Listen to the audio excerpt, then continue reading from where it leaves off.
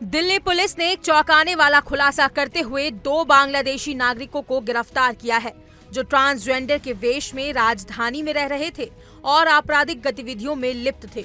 ये दोनों व्यक्ति पहचान छिपाने के लिए जेंडर चेंज कर सर्जरी कराकर महिला जैसा रूप धारण कर चुके थे। गिरफ्तारी दिल्ली के जहांगीरपुरी इलाके से की गई है। दिन में ये दोनों भिखारियों की तरह लोगों से पैसे मांगते थे, लेकिन रात में ये चोरी, लूट और अन्य वारदातों को अंजाम देते थे।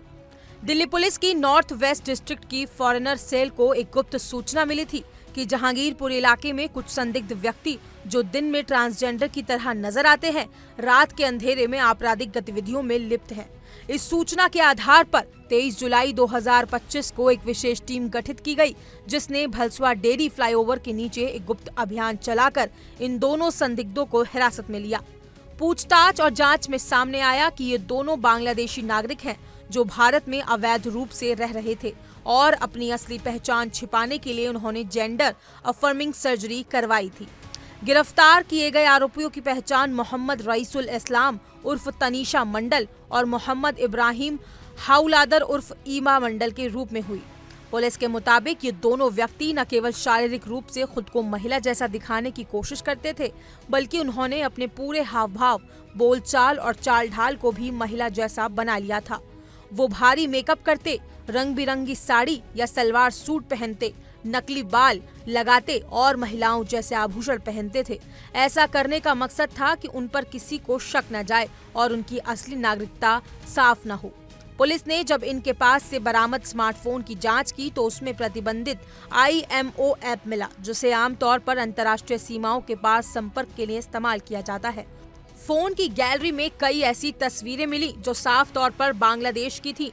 कुछ तस्वीरें बांग्लादेश के गांव और धार्मिक स्थलों की थी, वहीं कुछ में ये दोनों अपने जेंडर सर्जरी के बाद बदलावों को दिखाते नजर आए।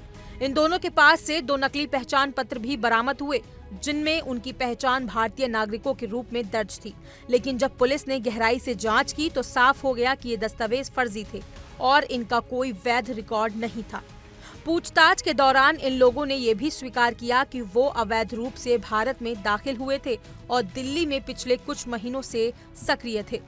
दिल्ली पुलिस के मुताबिक ये लोग दिन में भीख मांगकर खुद को ट्रांसजेंडर समुदाय का हिस्सा दिखाते थे और लोगों की सहानुभूति का फायदा उठाते थे, लेकिन रात होते ही ये अपना असली चेहरा दिखाते थे और मौका देखकर चोरी, जेब कतरी और अन्य आपराधिक घटनाओं को अंजाम देते थे। ये गिरफ्तारी न केवल एक आपराधिक गैंग का पर्दाफाश है, बल्कि ये भी दिखाती है कि अपराधी किस हद तक जाकर अपनी पहचान छिपा सकते हैं और कानून से बचने के लिए कितनी योजनाबद्ध चालें चल सकते हैं। इस कार्रवाई ने एक बार फिर दिल्ली पुलिस की सतर्कता और प्रोफेशनलिज्म को उजागर किया। नॉर्थ वेस्ट डिस्ट्रिक्ट की फॉरेनर सेल की तत्परता से साबित होता है कि दिल्ली में अवैध रूप से रह रहे विदेशी नागरिकों की निगरानी लगातार हो रही है और उन पर पैनी नजर रखी जा रही है। अब इन दोनों आरोपियों के खिलाफ विदेशी नागरिक अधिनियम और अन्य संबंधित धाराओं के तहत मामला दर्ज किया गया है। उन्हें न्यायिक हिरासत में भेजा गया और आगे की जांच जारी है। पुलिस ये पता लगाने की कोशिश कर रही है क्या इनके संपर्क और भी ऐसे लोग हैं जो भारत में अवैध रूप से घुसे हुए हैं या किसी बड़े नेटवर्क का हिस्सा है। ये मामला न केवल सुरक्षा और कानून व्यवस्था से जुड़ा है, बल्कि ये भी सवाल खड़े करता है कि ट्रांसजेंडर समुदाय की पहचान का दुरुपयोग करके कुछ लोग कैसे अपराध को अंजाम दे रहे हैं। ट्रांसजेंडर अधिकारों को लेकर भारत में कई सकारात्मक कदम उठाए गए हैं, लेकिन इस घटना से ये भी स्पष्ट है कि कुछ लोग उस पहचान का इस्तेमाल कानून से बचने और दूसरों को धोखा देने के लिए कर रहे हैं।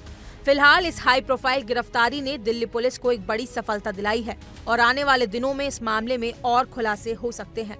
इस केस के जरिए ये भी सीख मिलती है कि अपराधी अब पुराने तरीकों के बजाय ज्यादा चालाक और आधुनिक तरीकों का सहारा ले रहे हैं। इसलिए कानून व्यवस्था को भी उतनी ही तेजी और स्मार्ट तरीके से जवाब देना होगा जो कि वो दे रहे हैं। फिलहाल इस खबर में इतना ही। अपनी राय कमेंट सेक्शन में जरूर बताएं और ऐसी ही तमाम हर बड़ी अपडेट के लिए इंडिया डेली को सब्सक्राइब करना ना भूलें।